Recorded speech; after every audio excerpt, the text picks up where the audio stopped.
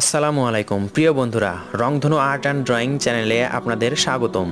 আজকের ভিডিওর বিষয় কিভাবে খুব সুন্দর করে সহজে একটি শহরের রাস্তার দৃশ্য আঁকা যায়। ভিডিওটি দেখলেই আপনি খুব সহজেই সুন্দর করে এটি আঁকতে পারবেন।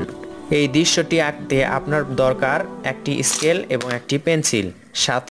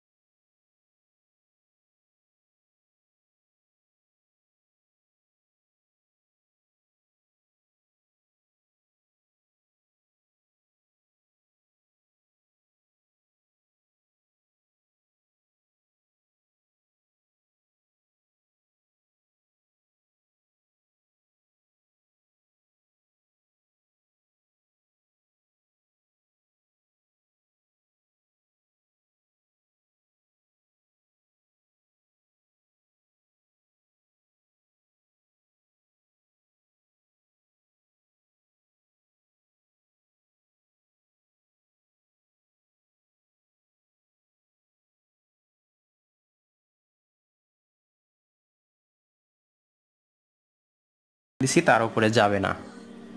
এরপর এর পাশে আরেকটি গাছ, এরকম করে, এরকম। এর পাশে আরেকটি ছোট্ট গাছ, ওই দাগের উপরে উঠবে না, এরকম। বন্ধুরা, এই পাশে হয়ে গেল। এরপর এই দাগটা একটু গাঢ় করে দিব। এই পাশে মাঝে এই দাগটা, হালকা দাগটা মিশাই দিব। স্কেলটা নিব, স্কেলটা নিয়ে এরকম দেখুন, এটা সোজা করে দিয়ে দিব ওই উপরের দাগ পর্যন্ত, এখান থেকে উপরের দাগ পর্যন্ত একটা। এরপর এখানে আরেকটা দাগ, একটু পর আরেকটা দাগ, এরকম। তারপর এর পাশে আরেকটা দাগ সোজা করে, তারপর একটু দূরে এখানে একটা, এরপর এখানে আরেকটা। বন্ধুরা শুধু দাগ দেখতে পাচ্ছেন, এটা দিয়ে সুন্দর করে একটি একটা দুইটা তিনটা বিল্ডিং আঁকবো। বিল্ডিং আঁকতে দেখুন এই হালকা দাগগুলো এখানে গাঢ় করে দেব। এইটা গাঢ় করব, এটা গাঢ় করব, এরপর এইটা গাঢ় করব। এরপর এই কাগজের উপর স্কেলটা সোজা করে ধরব, সোজা। এখানে দেখুন এই দাগ, এটা এদিকে দিয়ে দিব সোজা। এরপর এখানেও এটা সোজা। দেখুন বিল্ডিং হয়ে গেল। এরপর এর মধ্য থেকে এই হালকা দাগটা মিশাই দিব। এবার নিচেও ঠিক একই রকম করে যেরকম নিছিলাম সোজা করে এই দাগে দিব এরকম। এরপর এখানে আরেকটা।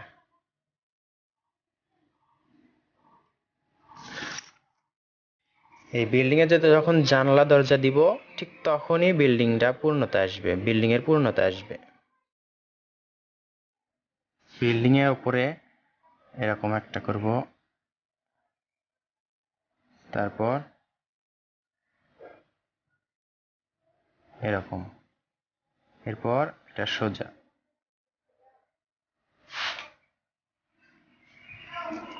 এইখানেও একই রকম করতে পারি অথবা গোল দিতে পারি একটু।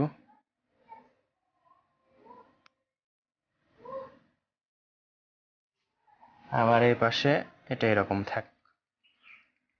এবার আমরা স্কেল দিয়ে জানালা দেব, একটা দুইটা তিনটা।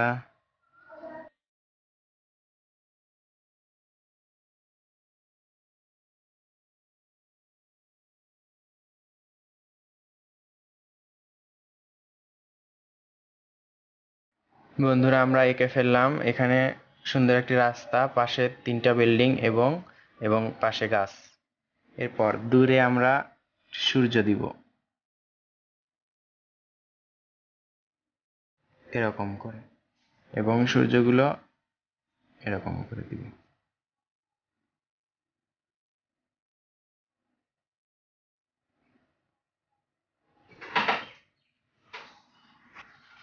এরপর আকাশে মেঘ, সহজভাবে এরকম একটা এরকম কম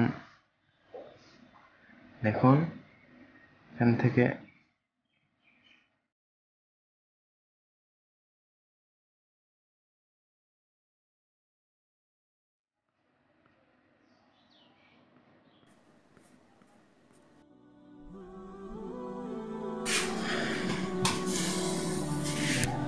বন্ধুরা এই দৃশ্যটি খুব সহজেই আঁকানো সম্ভব হলো। ভিডিওটি কেমন লাগলো তা অবশ্যই কমেন্ট বক্সে কমেন্ট করে জানাবেন। ভালো লাগলে লাইক কমেন্ট শেয়ার করতে ভুলবেন না, এবং নতুন হয়ে থাকলে চ্যানেলটিতে সাবস্ক্রাইব করবেন এবং পাশে থাকা বেল আইকনটি বাজিয়ে রাখবেন। ড্রয়িং বিষয়ক আরও নানা ধরনের ভিডিও পেতে আমাদের সাথেই থাকুন। ধন্যবাদ। আজ এ পর্যন্তই। আল্লাহ হাফেজ।